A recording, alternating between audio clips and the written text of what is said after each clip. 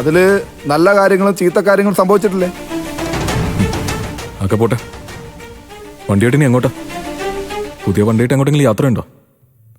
ഇപ്പൊ പെട്രോളിനൊക്കെ നല്ല വിലയാ. അതൊക്കെ എനിക്കറിയാം രഘുവേട്ടാ. അതുകൊണ്ട് എനിക്കാവശ്യമുള്ള യാത്രകളെ ഞാൻ നടത്തൂ. എൻ്റെ ഇപ്പോഴത്തെ ഏറ്റവും വലിയ ആവശ്യം എൻ്റെ മോനെ കാണുക എന്നുള്ളതാ.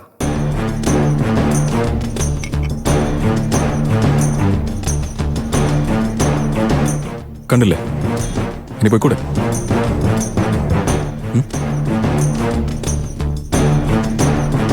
നിങ്ങൾക്ക് ഞാനിവിടെ ഉള്ളത് ഒരു ശ്വാസം മുട്ടലല്ലേ?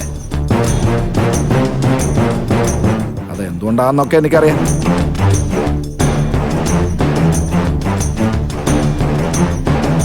അമ്പിളി ചേച്ചിയായിട്ട് ഇപ്പോഴും കോംപ്രമൈസ് ആയിട്ടില്ല അല്ലേ? ഞാൻ വേണമെങ്കിൽ ഇടപെടാം. ഒന്ന് പോടാ. നിന്റെ ഇടപെടൽ ഞാൻ കുറെ നാളായിട്ട് കാണുന്നല്ലേ. നീ വിചാരിച്ചാലൊന്നും രഘുവിന് ഒരു ചുക്കും സംഭവിക്കാൻ പോകുന്നില്ല. രഘുവേട്ടന് ദോഷം വരണമെന്ന് ഞാൻ ഇതുവരെ വിചാരിച്ചിട്ടില്ല. എനിക്ക് രഘുവേട്ടനൊരു ദോഷമാവരുതെന്നേ വിചാരിച്ചിട്ടുള്ളൂ. നീ എനിക്ക് തരാൻ നോക്കിയ പണി കുറച്ചൊക്കെ ഏറ്റിട്ടുണ്ട്. അതിനൊരു പണി നീ എപ്പോ വേണേലും തിരിച്ച് പ്രതീക്ഷിച്ചോ. അത് വേണോ രഘുവേട്ടാ? ഞാനായിട്ട് നിങ്ങൾ ഉപദ്രവിക്കാൻ വന്നിട്ടില്ല. അതിനു മുമ്പ് എന്റെ പണി വാളയല്ലോ. ഇനിയിപ്പം ഞാൻ ഒന്നിനുമില്ല. എങ്കിലും നിനക്കൊള്ളാം. എന്നാ ശരി, ഞാൻ ഇറങ്ങാം. ഒന്നുകൂടെ പോയി മോനെ കണ്ടിട്ട് വരാം. അമ്പിളി ചേച്ചേ, ഞാൻ ഇറങ്ങാട്ടോ.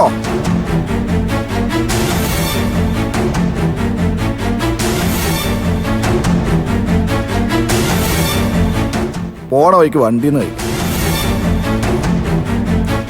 മോൻ ഇറക്കാണോ?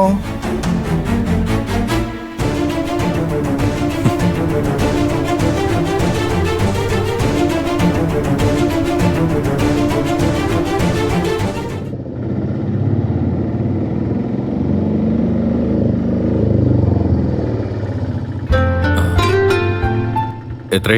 100. ശരി, വാമഞ്ചേരെ.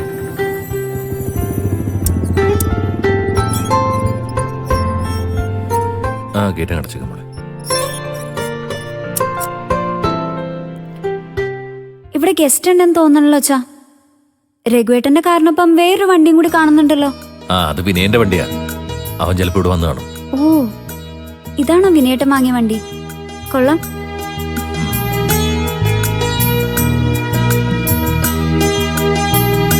അല്ല, അച്ഛനും മഞ്ചാടി ഇങ്ങോട്ടേക്ക് വരുന്ന കാര്യം ഞാൻ അറിഞ്ഞില്ലല്ലോ. ഒന്ന് അറിയിച്ചിരുന്നെങ്കിൽ നമുക്ക് ഒരുമിച്ച് എന്റെ കാറിൽ വരായിരുന്നല്ലോ. അതിന് വിനയേട്ടൻ ഇങ്ങോട്ട് വരുന്ന കാര്യം ഞങ്ങളും അറിഞ്ഞില്ലല്ലോ. ആ, അത് ശരി. വിനയൻ തനിച്ചാണ് ഇങ്ങോട്ട് വന്നത്? അതെ അച്ഛാ, എനിക്ക് ഈ റൂട്ടിലേക്ക് വരേണ്ട ഒരു കാര്യം ഉണ്ടായിരുന്നു. ഒരു ഓട്ടം കൊണ്ട് 2 കാര്യം നടക്കുമല്ലോ. ഒരു കണക്കിന് ഇന്ന് തന്നെ ഇങ്ങോട്ടേക്ക് വരാൻ തോന്നിയ ഭാഗ്യം. ഞാനിങ്ങോട്ടേക്ക് കയറി വരുമ്പോ ഇവിടെ ചീരും മക്കളും മാത്രമേ ഉണ്ടായിരുന്നുള്ളൂ. അതെന്താ? ഞാൻ വന്ന് 2 മണിക്കൂർ കഴിഞ്ഞ ശേഷമാ രഘുവേട്ടനും അമ്പിളി ചേച്ചി എത്തിയത്. അവരെവിടെ പോയതാ?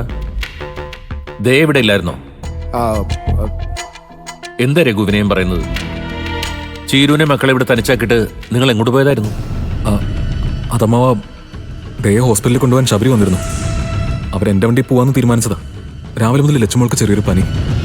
അപ്പോൾ ഹോസ്പിറ്റലിൽ പോകുന്ന സ്ഥിതിക്ക് ലച്ചുമോളെ കൂടി ഡോക്ടറെ കാണിച്ചിട്ട് വരാൻ ചീരു അമ്പിളിയെ നിർബന്ധിച്ചു. അപ്പൊ ഞങ്ങൾ ഒരുമിച്ച് പോയിട്ട് പെട്ടെന്ന് വരികയും ചെയ്തു. ചീരിന് കുഴപ്പമൊന്നുമില്ല. വിനയനെ അതൊരു സംഭവമൊക്കെ എടുത്തു. ഞാൻ സംഭവം ഒന്നും ആക്കിയില്ല അച്ഛാ. ഇവര് വന്നപ്പോ കാര്യം പറഞ്ഞതേ ഉള്ളൂ. ഞാനിവിടെ വന്ന് കയറിയപ്പോ അവസ്ഥ എങ്ങനെയായിരുന്നു? സിസേറിയൻ കഴിഞ്ഞ് ദിവസങ്ങൾക്കുള്ളിൽ 3 മക്കളെ ചീരുനി തനിച്ചാക്കി പോയത് ശരിയായിട്ടുള്ള കാര്യമാണെന്ന് അച്ഛനൊന്ന് ആലോചിച്ച് നോക്കൂ. ദേ ശബരി ഡോക്ടറെ കാണിക്കുമ്പോ രഘുവിനെ ലച്ചുമുളയെ കൊണ്ട് കാണിക്കാമല്ലോ. അല്ലാതെ എന്തിനാ വെറുതെ അമ്പിളിയെ കൂടെ കൊണ്ടുപോയത്? അതെ, കുട്ടികൾക്ക് ഇവിടെ എന്തെങ്കിലും വല്ലായ്മ വന്നാ ചീരു തനിച്ച് എന്ത് ചെയ്യും രഘു? അമ്മാവ ചീരു നിർബന്ധിച്ചിട്ടാ ഞങ്ങൾ എല്ലാവരും ഒരുമിച്ച് പോയെ.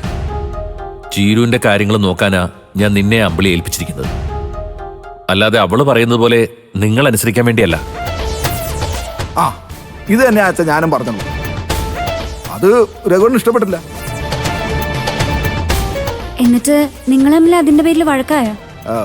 ഏയ്, വഴക്കൊന്നുമില്ല. കിട്ടിയ ചാൻസിന് ഗോൾ അടിക്കുന്നവനാണല്ലോ വിനയൻ. ഇന്നത്തെ കളിയില് വിനയൻ ജയിച്ച് മടങ്ങാം. എന്നാലും ചീരു ചേച്ചിക്ക് ഒരു എമർജൻസി വരുമ്പോ വിനയേട്ടൻ ഓടി എത്തുന്നുണ്ടല്ലോ, അതൊരു പോസിറ്റീവ് മൂവ് അല്ലേ അച്ഛാ?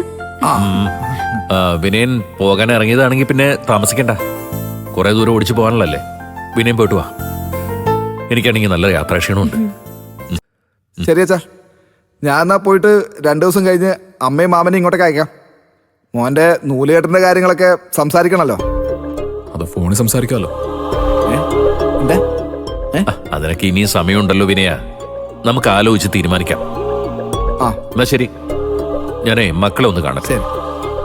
ലക്ഷ്മൊക്കെ എങ്ങനെയുണ്ട് രഘു? കുറവുണ്ടമ്മോ? ഇപ്പൊ മരുന്ന് കഴിച്ചിട്ട് മുറി കിടക്ക. ആണോ?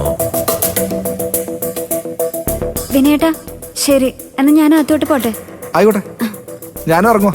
ശരി.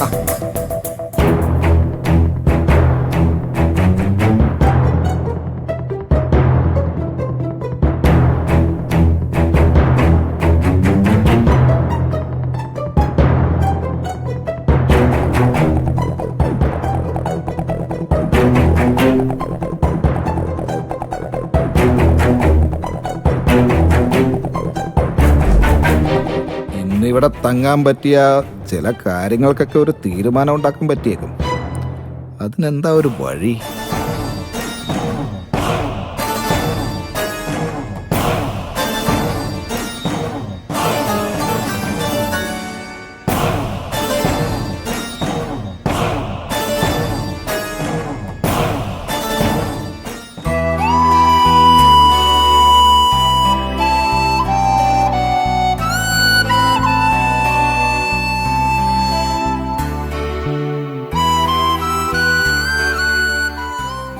ആ മോള് ഉറങ്ങിയോ? അച്ഛാ, മോൾക്ക് പനിയായതുകൊണ്ട് ഇവിടെ കിടത്തിയതാ. ബാക്കിയുള്ള മക്കൾക്ക് കൂടി പനി പകരണ്ടല്ലോ. അല്ല, അച്ഛൻ ഇന്ന് തിരിച്ചു വരുമെന്ന് ഞാൻ വിചാരിച്ചില്ല. അതിനെന്താ അമ്പിളി കുഴപ്പം? ലച്ചുമോൾ ഇവിടെ തന്നെ കിടന്നോട്ടെ, എനിക്ക് അവളുടെ പനിയൊന്നും പകരില്ല. വേണ്ടച്ചാ, മോളെ ഞാനിങ്ങ് എടുത്തോളാം. മോക്ക് മരുന്ന് കൊടുത്തതുകൊണ്ട് പനിയൊന്നും ഇനി കൂടില്ല. എന്താ എന്റെ അമ്പിളി ഇത്? മോൾ ഇവിടെ കിടക്കുന്നോണ്ട് എനിക്ക് ഒരു കുഴപ്പമില്ലെന്ന് ഞാൻ നിന്നോട് പറഞ്ഞതല്ലേ. അതല്ലച്ചാ, അച്ഛന് സ്വസ്ഥമായിട്ട് കിടക്കാൻ പറ്റില്ല. അമ്മ അത് ശരിയാ, മക്കളെ 2 മുറികളായിട്ട് മാറ്റി കിടത്തിയാൽ മതിയല്ലോ. ശബരിയണ്ണൻ ചേച്ചി എവിടെ? അവര് നിങ്ങളുടെ കൂടെ ഹോസ്പിറ്റലിൽ നിന്ന് തിരിച്ചു വന്നില്ലേ?